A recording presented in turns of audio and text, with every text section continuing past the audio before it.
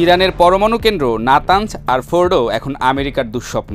পৃথিবীর কোনো নৌবাহিনী, কোনো বিমান বাহিনী, এমনকি কোনো অস্ত্র এখনও তৈরি হয়নি যা এই দুটি কেন্দ্রকে ধ্বংস করতে পারে। যুক্তরাষ্ট্রের হাতে রয়েছে ভূভেদ্য বোমা, যা মাটির নিচে ঢুকে বিস্ফোরণ ঘটাতে পারে। কিন্তু এই অস্ত্র দিয়েও ফোর্ডো ধ্বংস করা সম্ভব নয়। শুধু যুক্তরাষ্ট্র নয়, বিশ্বের কোনো বাহিনীর পক্ষেই এই দুটি স্থাপনায় ঢুকে হামলা চালানো সম্ভব নয়। তাই আজও অক্ষত নির্ভীক দাঁড়িয়ে আছে নাতানজ আর ফোর্ডো। নাতানজ মাটির অনেক গভীরে, প্রায় 8 মিটার নিচে, তার উপর পুরো কংক্রিট, আর সেই কংক্রিট ঢেকে দিয়েছে 22 মিটার পাথুরে মাটি। আর ফোর্ডোর অবস্থান পুরো একটা পাহাড়ের নিচে, যেখানে পৌঁছতে হলে প্রথমে পর্বত জয় করতে হবে, তারপর বিশেষ বিস্ফোরক দিয়ে লোহার দেয়াল ভেদ করে ভিতরে প্রবেশ করতে হবে। এমন স্থাপনা পৃথিবীতে বিরল। একে ধ্বংস করা মানে যুদ্ধ নয়, অসম্ভবের বিরুদ্ধে অভিযান। এই শক্তির ভয়েই এত উদ্বিগ্ন আমেরিকা, কারণ ইরানকে থামানো যাচ্ছে না। একের পর এক নিষেধাজ্ঞা দিয়েও না, ড্রোন দিয়ে বিজ্ঞানী হত্যা করেও না, স্যাবোটাজ করেও না। অন্যদিকে এই অদম্য প্রতিরোধী খামেনির মুখে ফুটিয়ে তোলে আত্মবিশ্বাসের হাসি। বান্ডেল থাকলে প্রতি সেনমানিতে টাকা বাঁচবে। বিকাশ সেনমানি বান্ডেল কিনে জিতুন প্রতি লেনদেনে। ইরানও এর শেষ দেখতে চায়, তাই হয়তো আমেরিকার সঙ্গে আলোচনায় গলার স্বর নরম হচ্ছে না, বরং খামেনির মনে প্রতিদিন জমা হচ্ছে ক্ষোভ ও প্রতিশোধের আগুন। এই দ্বন্দ্বের শিকড় ছড়িয়ে আছে অতীতের গর্ভে। 1979 সালের ইরানি বিপ্লব, তেহরানে মার্কিন দূতাবাস দখল, এরপর যুক্তরাষ্ট্রের নিষেধাজ্ঞা, হামলা, সাইবার হামলা, সব মিলিয়ে এই সম্পর্ক আজকের দিনে দাঁড়িয়ে পুরোপুরি অবিশ্বাস আর বিরূপতায় মোড়ানো।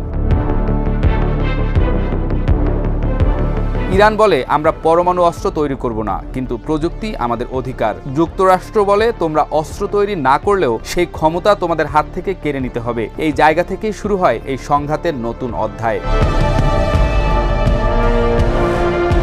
সম্প্রতি ওমানে বসেছে এই দুই দেশের আলোচনার টেবিল। গোপনে দোভাষীদের মাধ্যমে বিনা ক্যামেরায় হয়েছে কথোপকথন। যুক্তরাষ্ট্র চায় ইরান যেন 60% ইউরেনিয়াম সমৃদ্ধকরণ বন্ধ করে, আন্তর্জাতিক পর্যবেক্ষক ফিরিয়ে আনে। ইরান বলে, তোমরা প্রথমে নিষেধাজ্ঞা তুললে, তারপর আমরা চিন্তা করব। আলোচনা হয়েছে, কিন্তু সমাধান আসেনি, কারণ কথা হচ্ছে অস্ত্রের, কিন্তু পেছনে বাজছে আধিপত্যের লড়াইয়ের বাজনা। তবে একটাই সত্য, ইরান এখন সেই অবস্থানে যেখানে তাকে সামরিকভাবে ঠেকানো কঠিন। তারা জানে চাইলেই আরেকটা পরমাণু বোমা বানাতে পারবে, কিন্তু প্রশ্নটা বোমা বানানোর নয়, প্রশ্নটা হলো কে কাকে নতজানু করতে পারবে। এখন সিদ্ধান্ত আমেরিকার। তারা কি আবার নতুন করে চুক্তির পথে যাবে, নাকি সামরিক হামলার ঝুঁকি নেবে? এখন প্রশ্ন ইরানের, তারা কি নিজেদের এই শক্তিকে কূটনৈতিকভাবে ব্যবহার করবে, নাকি তৈরি করবে মধ্যপ্রাচ্যের নতুন আতঙ্ক? নতুন কোনো যুদ্ধ নয়, বরং এক ঠান্ডা আগুনের লড়াই চলছে মধ্যপ্রাচ্যের বুকে, যেখানে গর্জন নেই কিন্তু দহন আছে। আর এই দহনের কেন্দ্রে আছে ইরানের গোপন ল্যাব, পাহাড়ের নিচে লুকানো ফোর্ডো, আর খামেনির নীরব হাসি।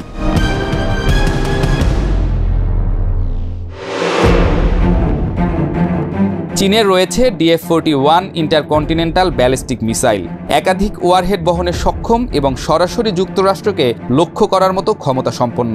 অন্যদিকে আমেরিকার রয়েছে 5,500 পারমাণবিক ওয়ারহেড, যা বিশ্বের কারো কাছে নেই।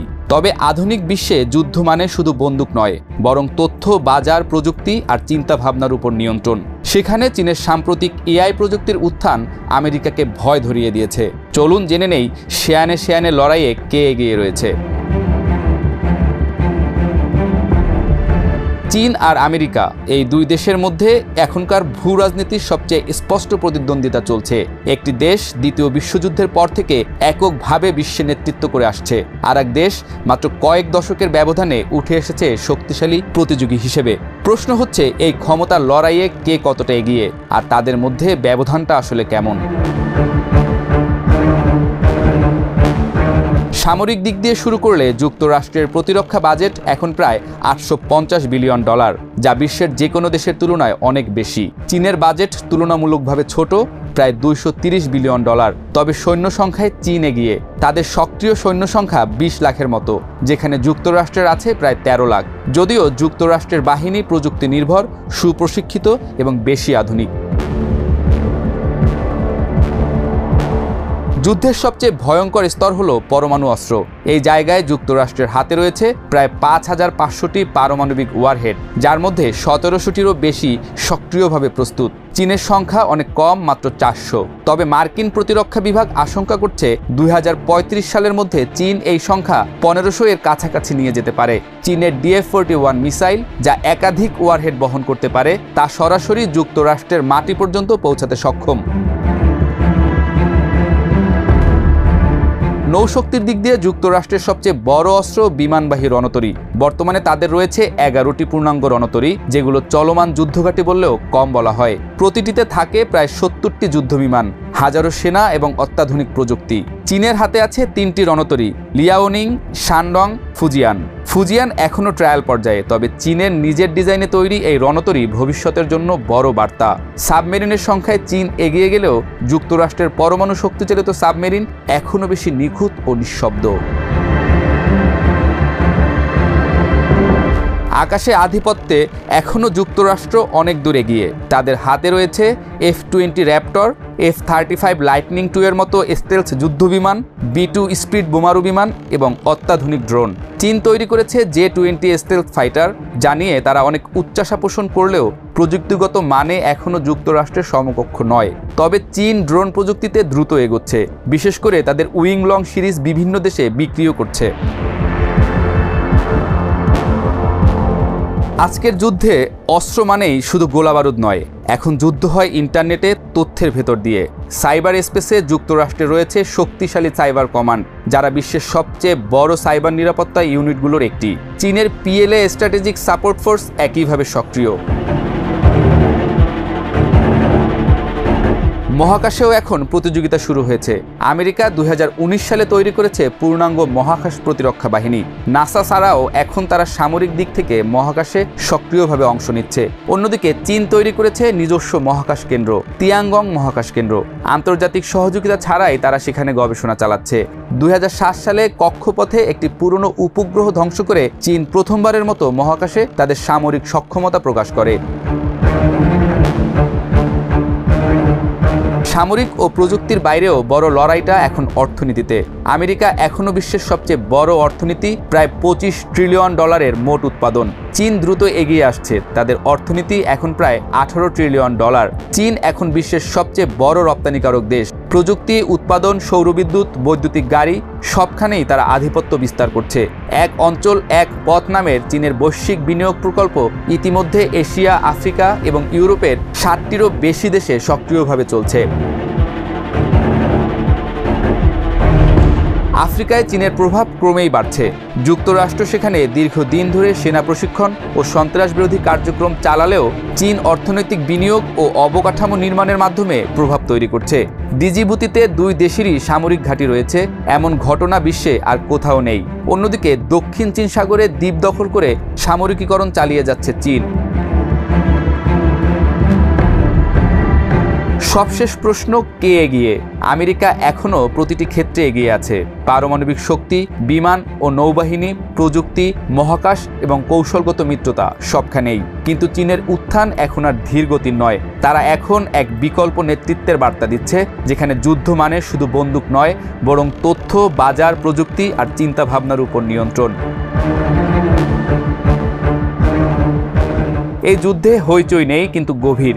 এখানে শত্রু গর্জে ওঠে না, চুপচাপ গড়ে তোলে শক্তি। আর এই যুদ্ধের মাঠ কেবল সীমান্তে নয়, বরং ইন্টারনেট, কক্ষপথ আর বৈশ্বিক অর্থনীতির প্রতিটি সেক্টরে ছড়িয়ে পড়েছে।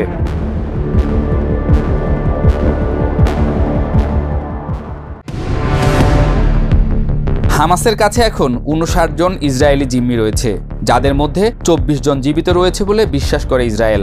আর জিম্মি এসব ইসরায়েলিদের জন্য বড় ধাক্কা খেয়েছে নেতানিয়াহু। গাজায় বর্বরতা চালালে জিম্মি ইসরায়েলিরাও বর্বরতার শিকার হতে পারে, এই চিন্তায় অনেকটা দিশেহারা দেশটির থিঙ্ক ট্যাঙ্করা। এরই মাঝে হামাসের কাছে জিম্মি ইসরায়েলিদের ফিরিয়ে আনার ব্যবস্থা করার দাবিতে নেতানিয়াহুর বিরুদ্ধে বিদ্রোহ ঘোষণা করেছে IDF এলিট স্পাই ইউনিট। ইসরায়েলের এলিট গোয়েন্দা ইউনিটের ৮,২০০ রিজার্ভ সদস্য গাজা যুদ্ধের কৌশল পরিবর্তনের জন্য বৈঠকও করেছে। একটি প্রকাশ্য চিঠিতে গোয়েন্দা কর্মকর্তারা জিম্মিদের অবিলম্বে মুক্তি চেয়ে ইসরায়েলি সরকারকে তাদের ফিরিয়ে আনার বিষয়টি অগ্রাধিকার দেওয়ার অনুরোধ করেছে। এমনকি যদি এর জন্য চলমান অভিযান থামিয়ে দিতে হয় তাহলেও সেই পদক্ষেপ নিতে অনুরোধ করেন তারা। চিঠিটা ইসরায়েলি রিজার্ভ বাহিনীর মধ্যে বাড়তে থাকা অসন্তোষের প্রতিফলন ঘটিয়েছে। বিশেষ করে দেশটির এলিট ইউনিটের প্রায় ৮৫০০ বর্তমান ও সাবেক সদস্য এই বিদ্রোহে সামিল হয়েছে, যারা মূলত তাদের প্রযুক্তিগত এবং গোয়েন্দাগিরিতে বিশেষ দক্ষতার জন্য পরিচিত। ইসরায়েলি সংবাদ মাধ্যম কার্নির প্রতিবেদনে জানানো হয়েছে, হামাসের হাতে জিম্মিদের যে কোনো কিছুর বিনিময়ে ফিরিয়ে আনতে স্বাক্ষরকারীদের মধ্যে শত শত রিজার্ভ সৈন্য এবং সাবেক অফিসার ছিলেন। চিঠির বার্তাটি পরিষ্কার ছিল, আমরা বিশ্বাস করি যে ব্যক্তিগত ও রাজনৈতিক স্বার্থ এখন সংঘাতকে এগিয়ে নিয়ে যাচ্ছে। স্বাক্ষরকারীরা জোর দিয়ে বলেন, যুদ্ধ এখন জাতীয় নিরাপত্তার চেয়ে রাজনৈতিক এজেন্ডা পূরণের জন্য ব্যবহৃত হচ্ছে।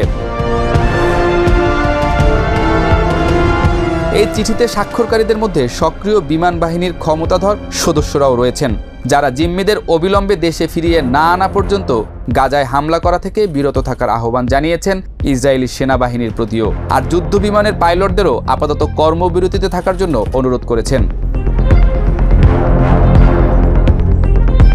এদিকে এই চিঠিগুলো ইসরায়েলের জনসাধারণের মাঝেও ব্যাপক প্রভাব ফেলেছে, তবে বিতর্কও তৈরি করেছে। কেননা গাজায় আক্রমণ করে শিশুসহ হাজার হাজার মানুষকে হত্যা করছে ইসরায়েলি বাহিনী। তখন কেন তাদের মানবতা জেগে ওঠেনি?